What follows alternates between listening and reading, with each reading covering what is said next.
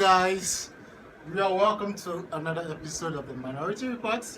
I am your guest anchor, Elvis, and this right here is Dozie and Walter. You're very familiar with the faces. Mansplaining right there. Today, we are going to be talking about... Right, cut.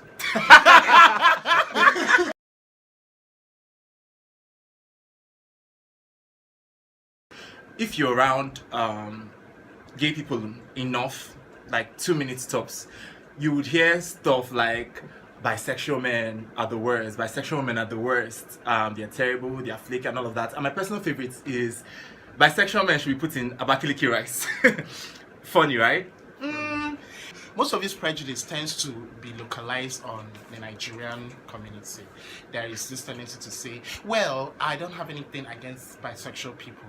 It's just Nigerian bisexuals that I have a problem with. You know, there's this narrative that bisexuality in Nigeria isn't an honest thing, isn't a straightforward thing. In fact, it's such a often repeated idea that it's almost cultural right now. Yes. Even, you remember a couple of weeks ago, we reviewed the amazing book She Called Me Woman, Nigerian queer women speak, and that was a recurrent thread in the book. Lesbians talking about how they didn't trust bisexual women, how they will not be in relationships with bisexual women for various reasons. And here's the thing, yes, there's a legitimacy to the reasons that a lot of people give, the excuses that a lot of people give for their biphobia.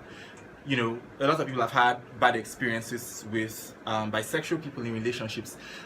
But then there seems to be a level of disingenuousness to how people within the LGBT community tend to go about, you know, addressing these issues, because usually you hear stuff like bisexuals are flaky, they emphasize their attraction to the opposite sex, and they are likely to marry people of the opposite sex, which is interesting, while it's something that, you know, should be called out, because that's clearly a function of internalized homophobia. But it's also interesting that while this is called out when it has to do with bisexual people, it is blamed on societal pressure when gay people do this too, because gay men and women actually marry people of the opposite sex who they might not necessarily be attracted to, and are also in the habit of, you know, privileging these. I remember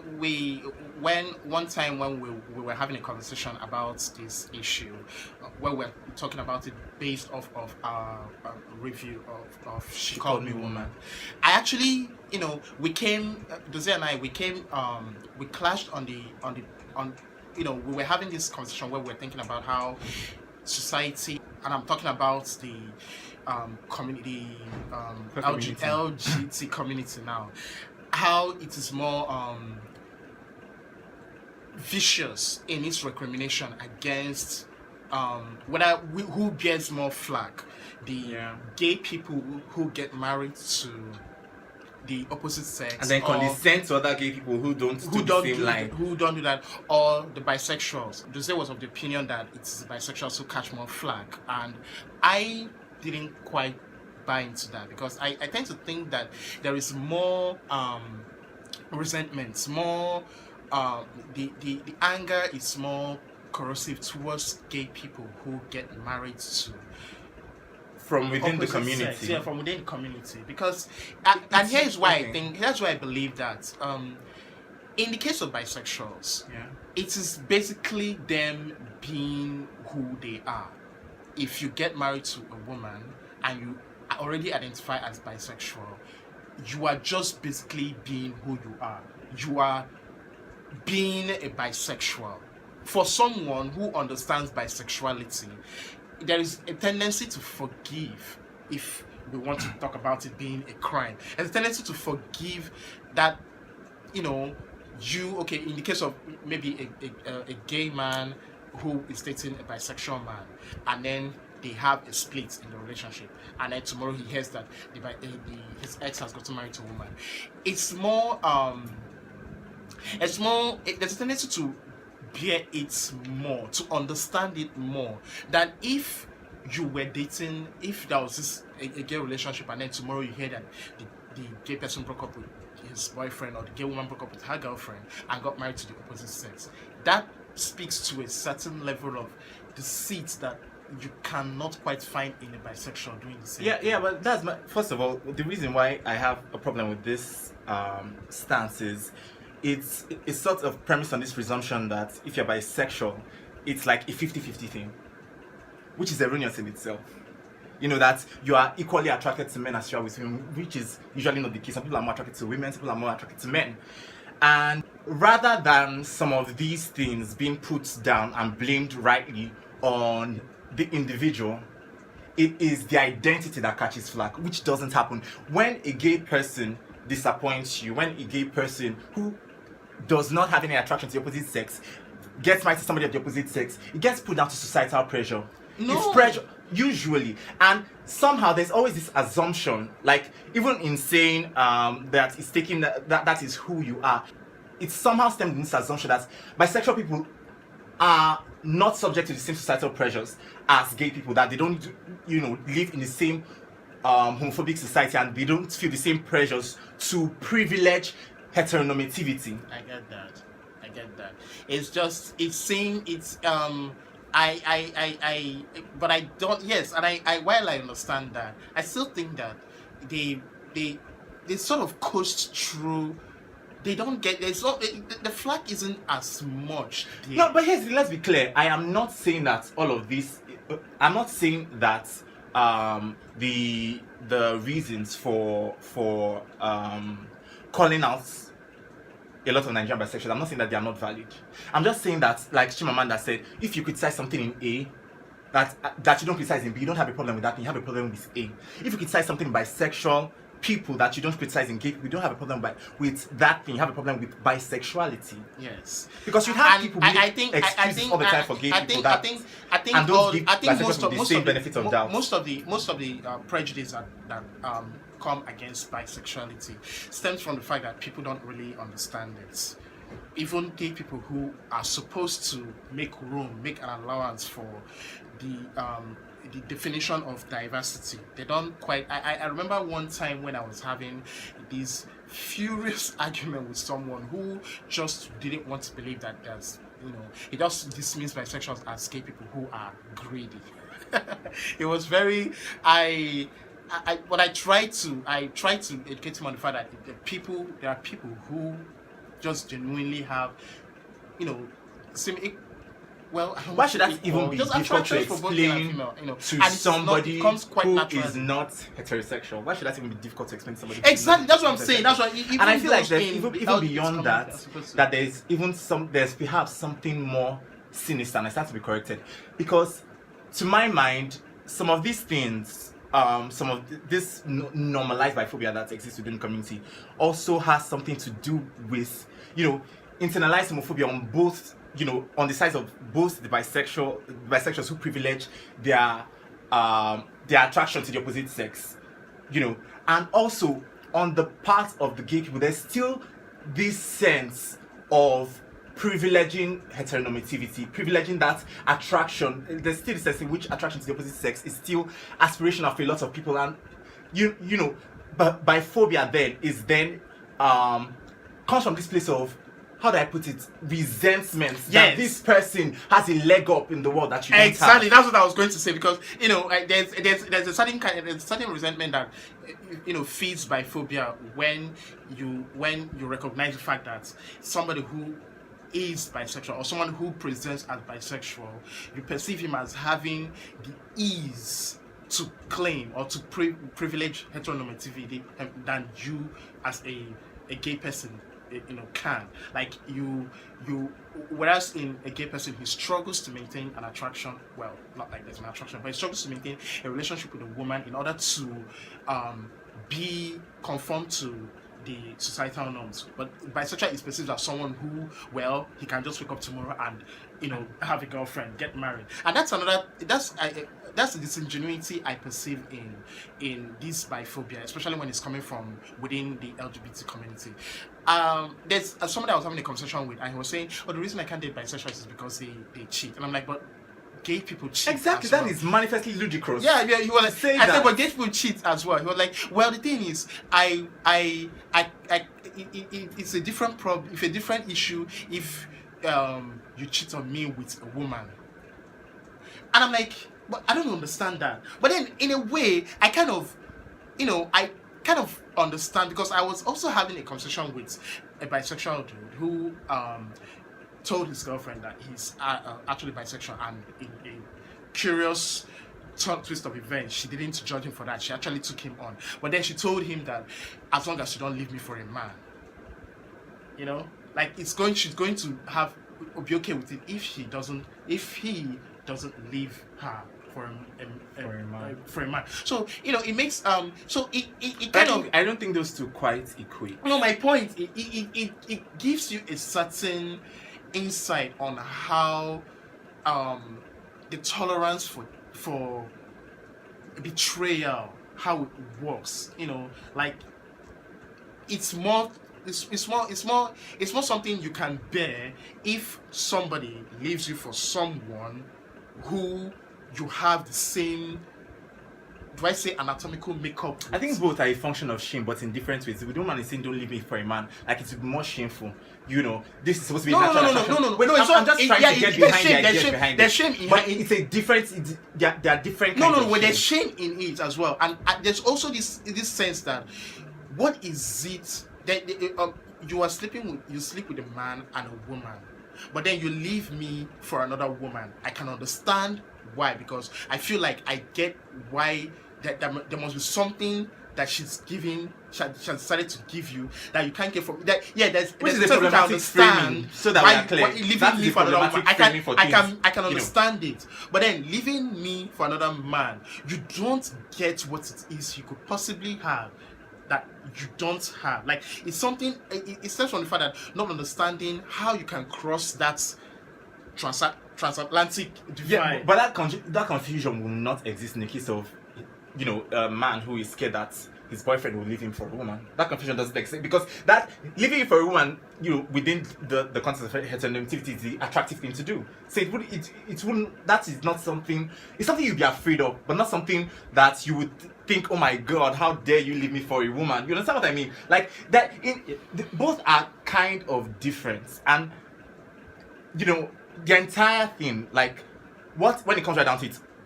All of these are manifestations of shame and then internalized homophobia. But the entire thing is when we criticize something in, because here's the thing, no matter how many times, you don't hear anybody saying, I'm done with gay men.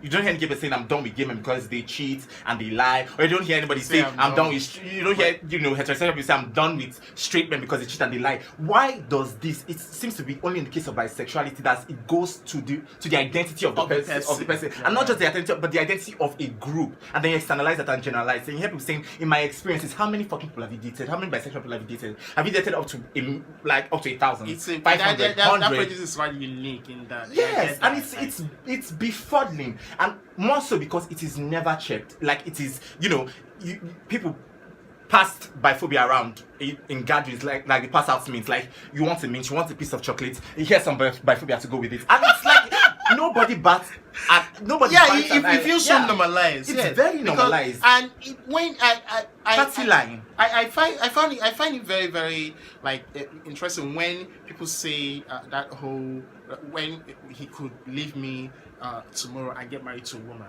And in my mind I'm thinking, but you do realize that gay men also get married to women. Like tomorrow you could wake up and the person who was your boyfriend. But if you're being honest, you'd find that in cases where gay men, usually the rhetoric around it is, if it's a gay man who gets married to a woman, societal pressure, and he was the only but son. even Wait, chill. But if it's a bisexual, it's like all these bisexuals, they're untrustworthy. That is the problem.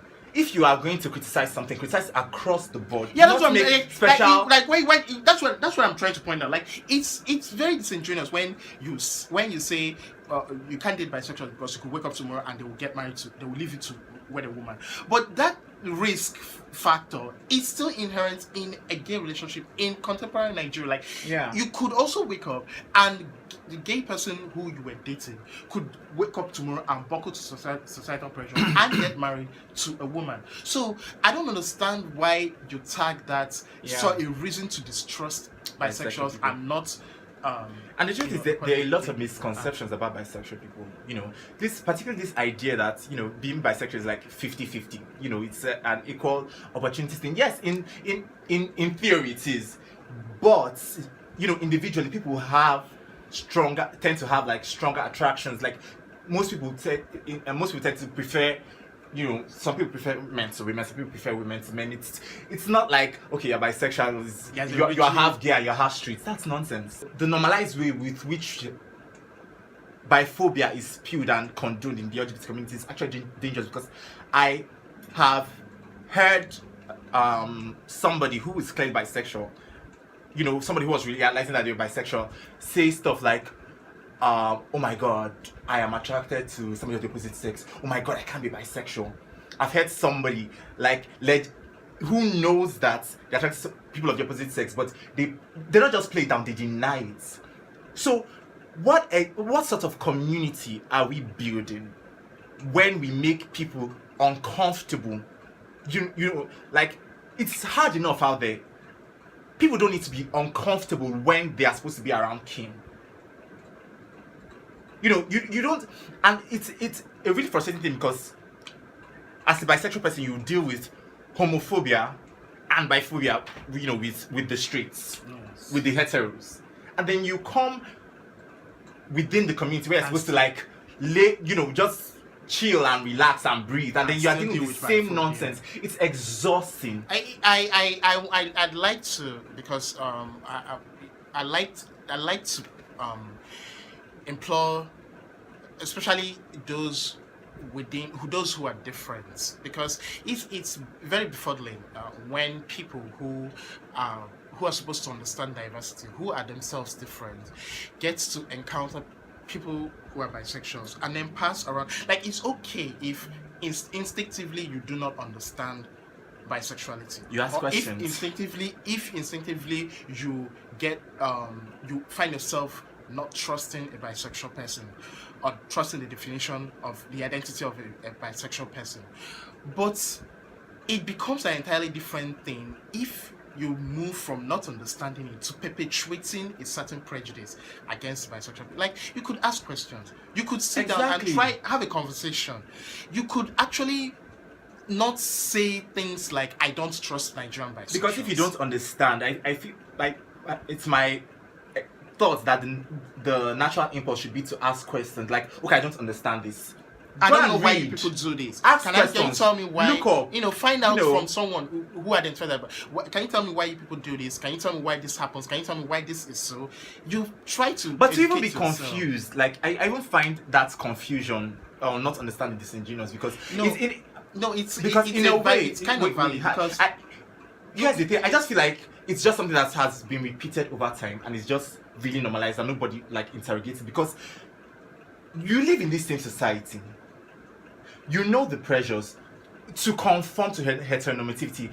How then? Why then? I understand being disappointed when somebody, you're in a relationship with somebody and you are clearly like into each other and everything, and you love each other and stuff, and this person leaves you to marry somebody they don't really care as much about, just to conform. I understand being disappointed in that, but I do not understand the shock. Yeah, but no, see, here's why I think. Why are some people allowed? Here's why I think. People with the fight for equality, especially in the Nigerian society, makes it defines the divide. It makes the conversation to be so centered on the fighting against those who propose for us to be part of, who propose for us to conform, and by conforming, and the idea of 50-50 makes bisexuals seem like the weakest link. Yeah, exactly. You get it makes the narrative is, we want to be same sex, you guys are opposite sex, but you want us to conform to opposite sex. So the fight for equality defines that divide. But then in that divide now, you start having rumblings of people who actually find it easy to flow in and out, and so it kind of find it easy to exaggerate flowing in and out, because I feel with a lot of bisexual people, truth be told, like, it's an exaggeration, that's which is something that's incredible to me. You'd find somebody who's bisexual in a same-sex relationship, and then there's always this need to emphasize your attraction to the opposite sex. Like, why? Yes, yeah, that's what I was saying. Like, when you said, but here's my point. Here's my point. Like, that is a function of societal pressure and internalized homophobia. So why do we give an allowance for this for some people and not for some other people? Yeah, we should understand. That's my problem with all of this. I'm not saying that people, this is not valid.